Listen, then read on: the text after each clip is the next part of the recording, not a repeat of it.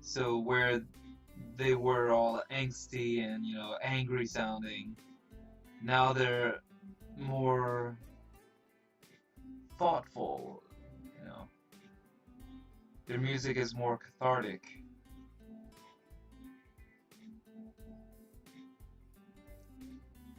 They're and they become more conscientious as artists. They know how to get to the meat of things a lot better.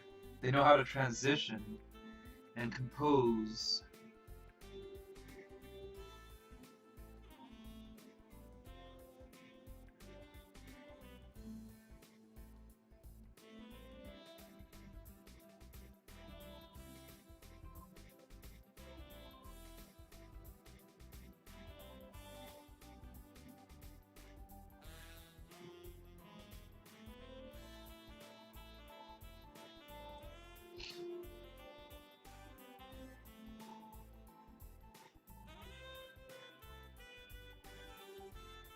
So, but I don't listen to like just any kind of metal. Like it's really gotta speak to me, or like it has to be something I've grown up with.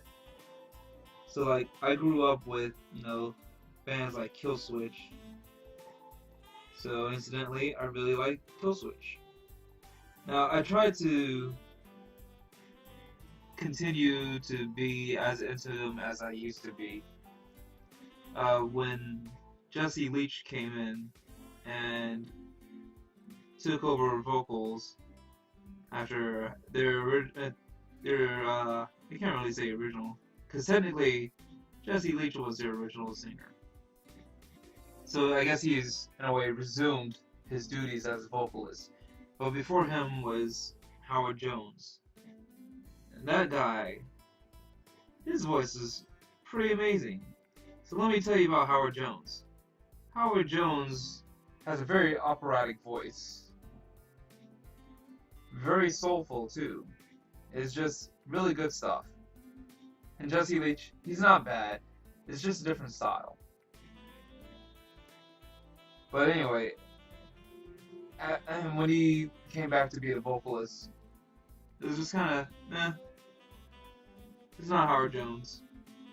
So it was like I wanted to give him a chance, and I gave some of their stuff a listen, and it's just now I just kind of have to really be in the mood for it, because it doesn't have that same progression that other bands that have kept pretty similar lineups for years and years. It doesn't like have the same kind of growth maturity as those bands. So it's like really difficult to like say, oh, this is still my favorite band. Sad to say, Killswitch is no longer my favorite band, or rather, as they are now. They'll always have a place in my heart, to be sure. But yeah.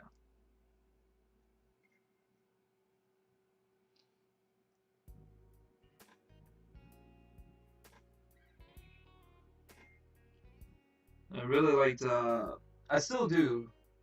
I really like Mudvayne, but I think they've officially disbanded. At this point, they might as well have. It's just been so long since they've done anything together, from what I have, if I remember correctly. You know, and sometimes these things happen. Bands that create amazing music together, just end up like dissolving. It's just part of life.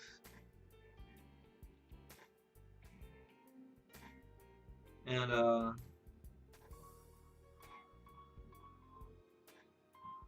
so yeah, Mudvayne. What I really liked about them is that each musician wasn't necessarily a metalhead, but what they brought to the band as individuals really helped the overall sound to shine through. And it didn't matter like what era they were in, what phase they were in. They were always still undeniably Mudvayne in sound. It wasn't like, oh, what's this band? This is Mudvayne? Wow, they sound so different. Like all their songs still sound very different, but they have a sound that's like ultimately still Mudvayne. And I couldn't really describe that sound. I think it's just kind of a mix of different things. Like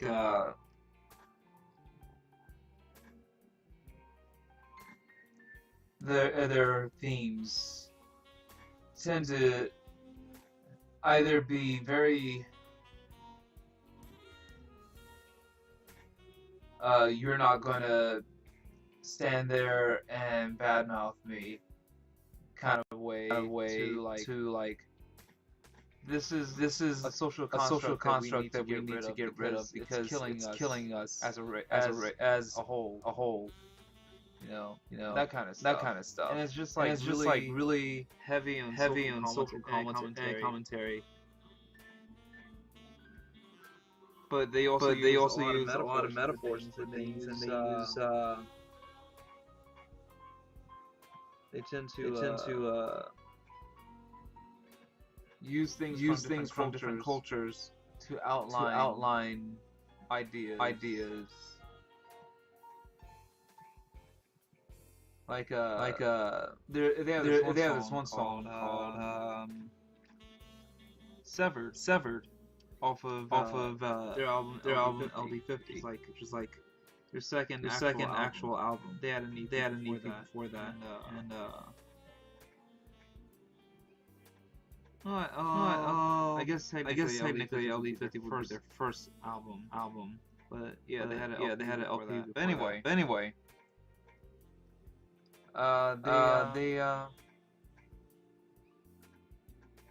They the song the song Severed featured features this idea. idea. The line is called well, well, the line goes Tell your eyes from states of ain so far, which is which is Jewish in origin. and I had to look it I had up. to look it up. Basically, Ain so ain so far is like the like veil the between veil life between and life death, and death, more or less. more or less. And it's just It's really just interesting. really interesting. And they They do stuff like do that stuff like a that lot. a lot. Or they have a song called Internal Primates Forever. And it's about feeding our primal needs. and part of Part of that is is our our nature of addiction. And it doesn't And it necessarily doesn't necessarily have to be but drugs, but they they definitely definitely touch touch on on that. drugs and that. Stab the needles Stab and the the needles pipes and to the kill pipes to kill cravings. But But it's also you gotta rise that. above that. So sick of So this. sick of this. Let's Let's make a stand. make a stand.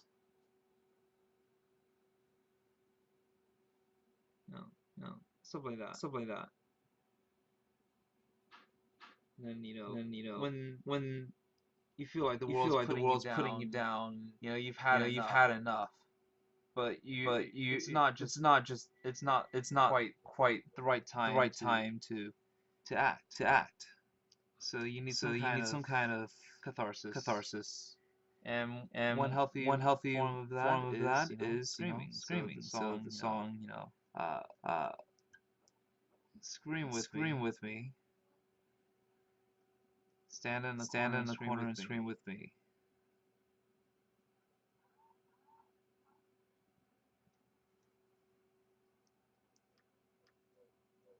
A pocket full of empty, a head full of rage, something like that. Head Full of rage. Better believe Better believe it.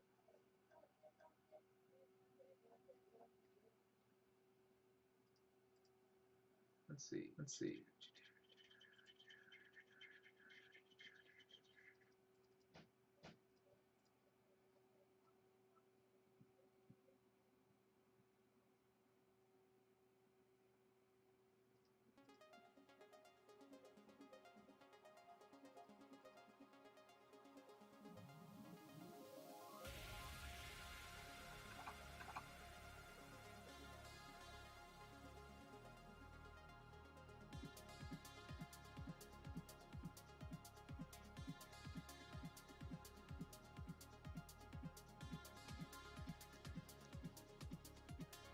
So yeah, there's a lot of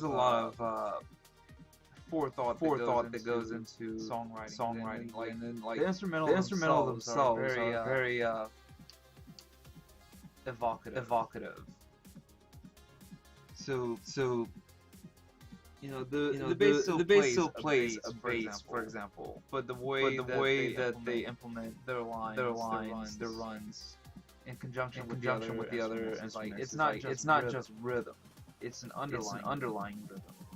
So they'll be playing this groove that sweeps up and down through different chords, through the chord progression, and then the guitar.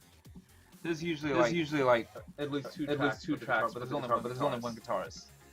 Will pretty much play a rhythm that complements the bass. It's not the same as the bass. Sometimes they'll play the same rhythm, but not often. And they both complement each other. And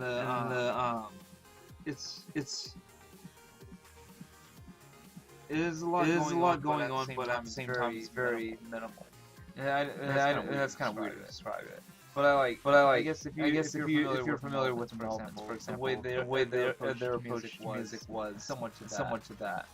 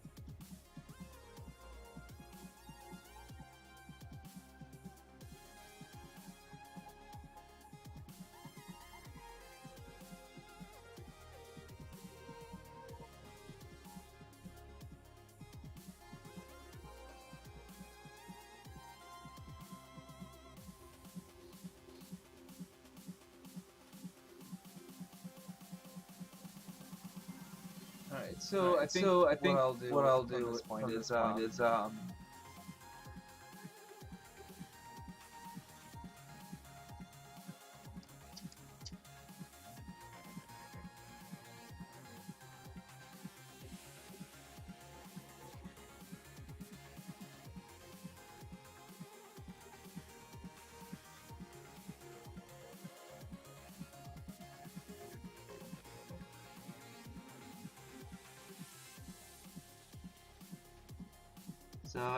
add some dots. Everybody likes dots, whether they know so consciously or not.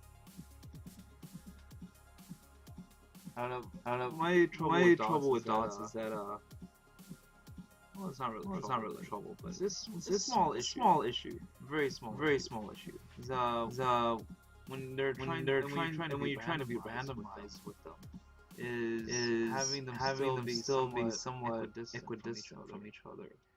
Sometimes you'll put one dot a little too far away from the others. And it's like, oh no, I messed up. How do I fix this? And then you put one closer to it, and then you realize it's too close, and just kind of spirals out. And it's just trying to find a way to relax your mind, to stop thinking about it.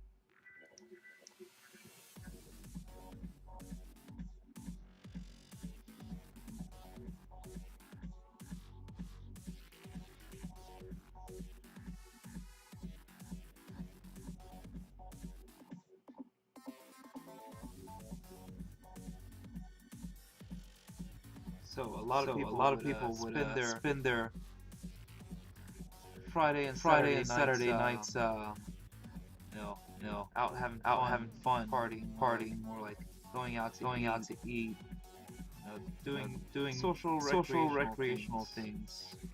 Me, nah. Let me stay in and